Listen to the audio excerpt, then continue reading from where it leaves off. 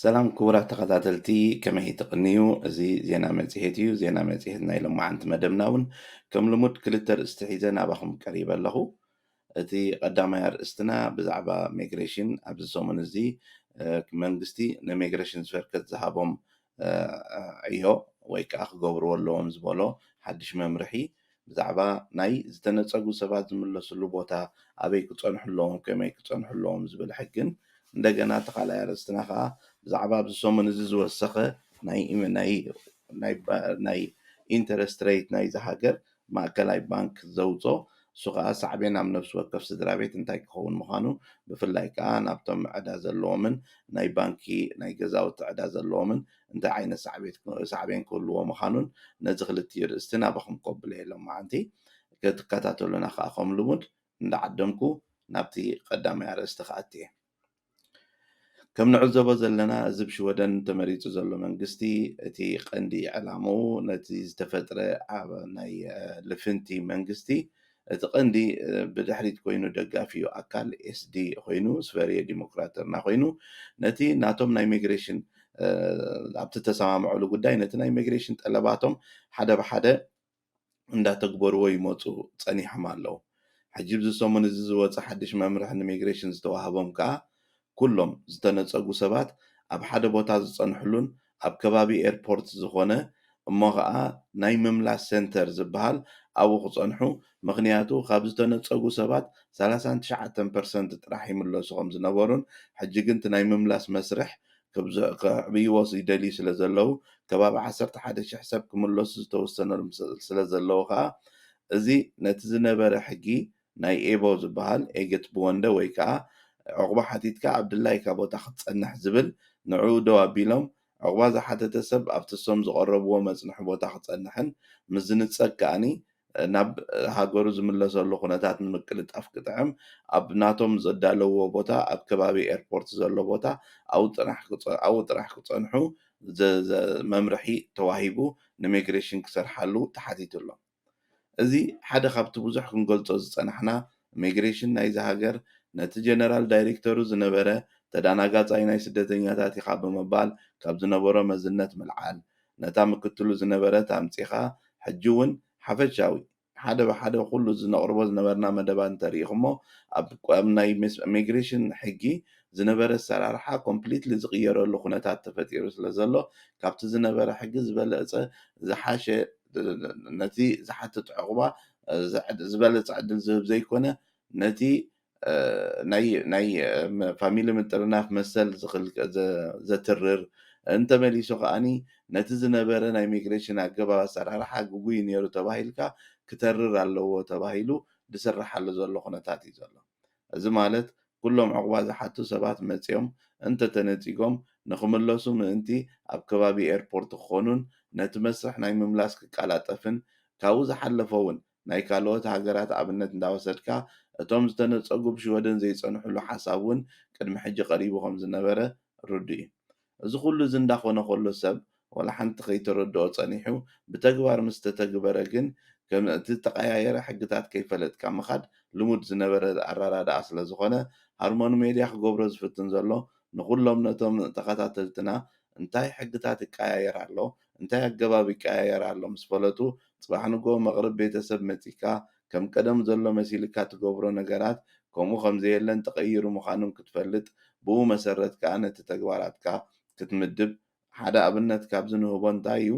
ብዙሓት ቅድሚ ሕጂ ዝገለፅናዮ ነይሩ ኣብቲ ዝሓለፈ መንግስቲ ከሎ ዝተፈተነ ኣሲል 360 ዝበሃል ፕሮጀክት ነይሩ እሱ ከዓ ኣብ ዮቶቦር ጥራሕ ዝፍተን ዝነበረ ኮይኑ ሰባት ከይዶም ኣብ ውሽጢ ሰሙናት ፈቓዶም ወሲዶም ዝምለስሉ ኩነታት ነይሩ እዚ ኣሰራርሓ እዚ ድሕሪ እቲ ናይ ዩክሬን ስደተኛታት ብብዝሒ ምምፃእ ከም ዝተረፈን እሱ እቲ ኣሰራርሓ እቲ ከምዘየለን ሎሚ ኣበየናይ ቦታ ሂብካ ብዘየገድስ እቲ ኣሰራርሓ ኩሉ ሕደ ምዃኑ እንዳተፈልጠ ሰባት ግን በቲ ናይ ቀደም ልምዲ ከይዶም ሕጂ እውን ናብ ዮቶቦር ምኻድን ኣብ ዮቶቦር ከይድካ ኢድካ ምሃብን ብኡ ቅፅል ኣሎ ተቐይሩ ክነሱ እቲ ገባብ ተሪፉ ክነሱ ሰብ ኩሉ ናብኡ ክኸይድ ከሎ ሕጂ እንታይ እቲ ዕላማ መኸይዱ እዩ ብልክዕ ደይምፍላጥን ከም ዝተረፈ እውን ደይምፍላጥ እቲ ናይ ኣሳይለም 360 ክኸውን ይኽእል እዩ ስለዚ ሰባት ሓንሳብ ብዝነበረ ሓበሬታ ስቑኢሎም ቀፂሎም እቲ ሓበሬታት ተቐይሩ ተሪፉ ከሎ ብኡ ዝቕፅሉ እንተኮይኖም ብዙሕ ሃልክን ገልጠምጠምን ናብ ነብሶምን ናብ መቕርቦምን ይፈጥሩ ኣለዉ ማለት እዩ። ስለዚ ነዚ ዝወፅእ ዘሎ ናይ ኢሚግሬሽን ሕግታት ብድሕሪ ሕጂ እንዳተረረ ከይድ ስለ ዘሎ ብቐረባ ንዕኡ ተኸታቲልና ነፍሲ ወከፍ ዝበልዎ ዘውፅኦ ሕጊ ናባኹም ነብሎ ዘለና ሰብ ሓበሬታ ፈሊጡ እቲ ዝኸውን ዘሎ ተረዲኡ ክኸይድን ብኡ መሰረት ከዓ እቲ ዝገብሮ ንጥፈታት ብኡ መሰረት ከተዓራርዮም ብኡ መሰረት ተረዲእዎ ክኸይድን ንምባል እዩ። ስለዚ እቲ ቀጻሊ ናይ ኢሚግሬሽን ሓበሬታ ምምፃእና ኣብ ዝሓለፈ ዓመት እቲ ዝበዝሐ ተጸልዩ ዘሎ ካብዚ መንግስታዊ ካይዳ እቲ ናይ ኢሚግሬሽን ስለ ዝኾነ ብዝገርም መንገዲ ሰሙናዊ ሓድሽ ሕጊ ሓድሽ ኣገባብ እንዳውፅሉ ዝኸዱ ኩነታት እዩ ዘሎ። ቅድሚ ሕጂ ከም ዝገለጽናዮ ኣብ 1 ኦክቶበር ዝግበር ኣሎ ሓደ ለውጢ ነቶም ብስራሕ ፍቃድ ወሲዶም ዝነበሩ ዝምልከት ይኸውን ማለት እዩ። ሕጂ ከዓ ዝንብሎ ዘለና ከዓኒ ብዙሕ ወላቲ ናይ ፈተናታት ቋንቋን ብዛዕባ ሕብረተሰብ ሽወደንን ዝብል ንምሕዳስ መንበሪ ፍቃድ መንግስቲ ኣይ ግዜ ከድልዩ ስጋዕ 2027 ክትግበር ኣይክእልን እዩ ተዝብሎም እሶም ሕጂዮም ክገብርዎ ደልዮም ነይሮም። ስለዚ እቲ ዝኸይድ ዘሎ ኩነታት እንዳረኣና ብኡ መጠን ናባኹም ሓበሬታ ከነብሎ ኢና። እዚ ሓበሬታ እዚ ብነቕርበሉ ግዜ ከዓ ዘለኩም ሕቶታት ከም ልሙድ ኣብ ታሕቲ ስፍሩልና ንዕኡ እውን ክንምልሶ ክንፍትን ኢና። ናይ ስራሕን መደባት ትምህርትን ወይ ከዓ ሞያ ክህልወኩም ትደልዩ ዶ? እምበኣር ንጠለባት ምርካብ ስራሕ ሞያን ወይ እውን ትምህርቲ ኣብ ምርካብ ዝተሓባበረኩም ትካል ኬርማ ሪክሪተር ኢና ኣለኩም። በዚ ትርእይዎ ዘለኹም ኣድራሻ ብምጥቃም ክትረኽቡና ከም ትኽእሉ ብሓጎስ ንዕድመኩም። ኬርማ ሪክሪተር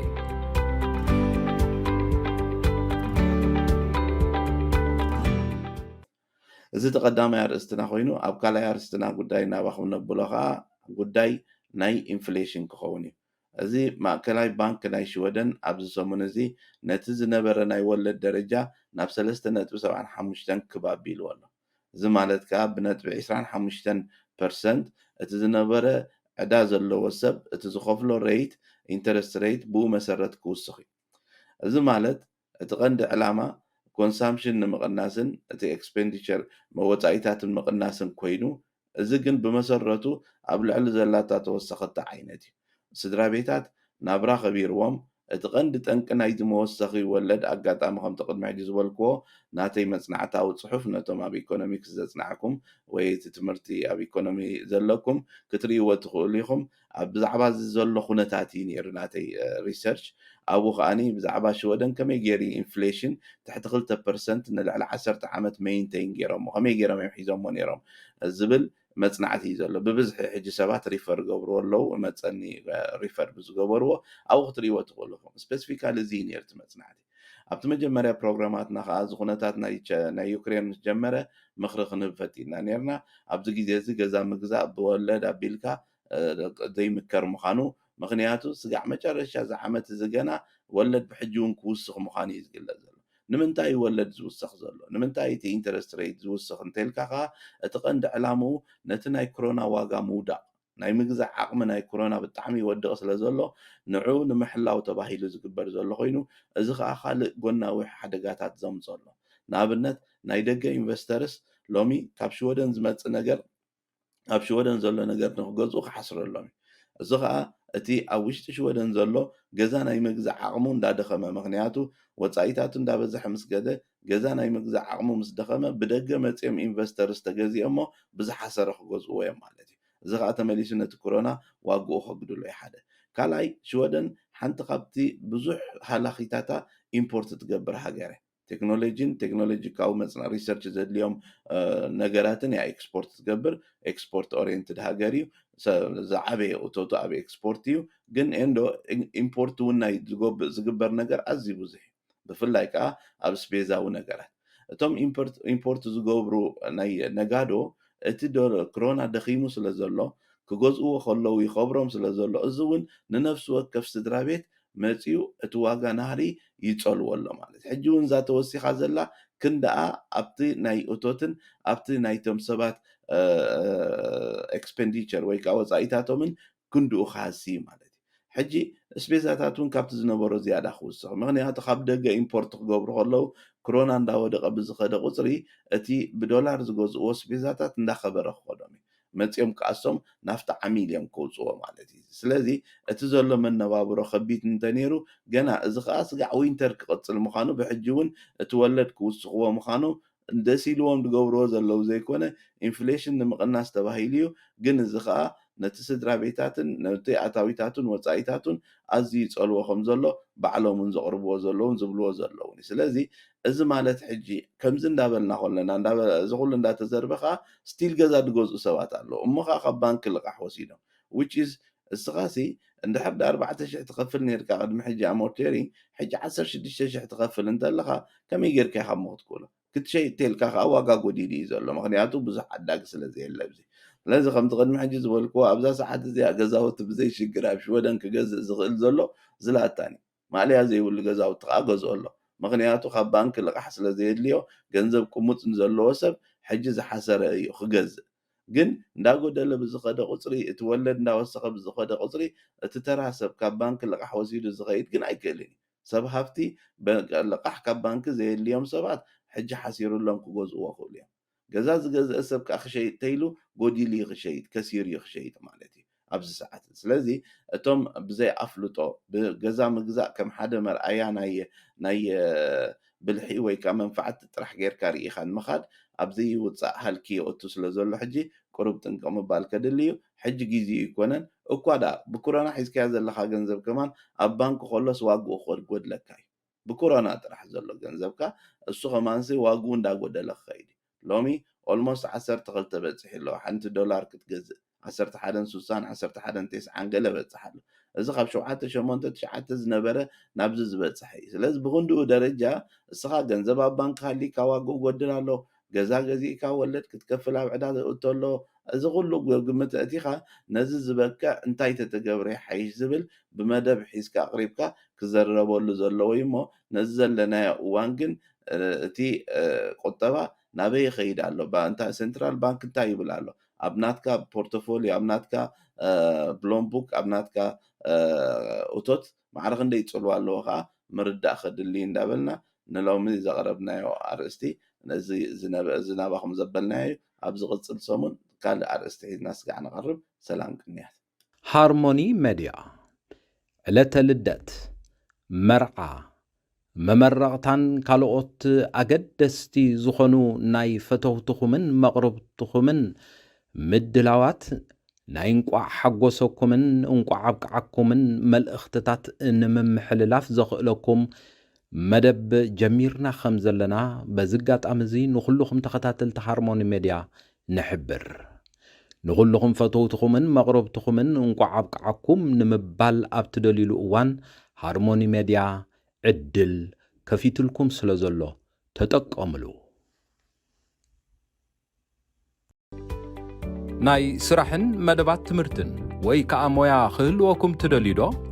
እምበኣር ንጠለባት ምርካብ ስራሕ ሞያን ወይ እውን ትምህርቲ ኣብ ምርካብ ዝተሓባበረኩም ትካል ኬርማ ሪክሪተር ኢና ኣለኩም በዚ ትርእይዎ ዘለኹም ኣድራሻ ብምጥቃም ክትረኽቡና ከም ትኽእሉ ብሓጎስ ንዕድመኩም ኬርማ ሪክሪተር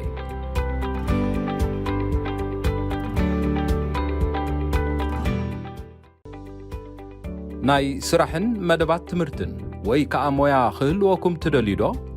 እምበኣር ንጠለባት ምርካብ ስራሕ ሞያን ወይ እውን ትምህርቲ ኣብ ምርካብ ዝተሓባበረኩም ትካል ኬርማ ሪክሪተር ኢና ኣለኩም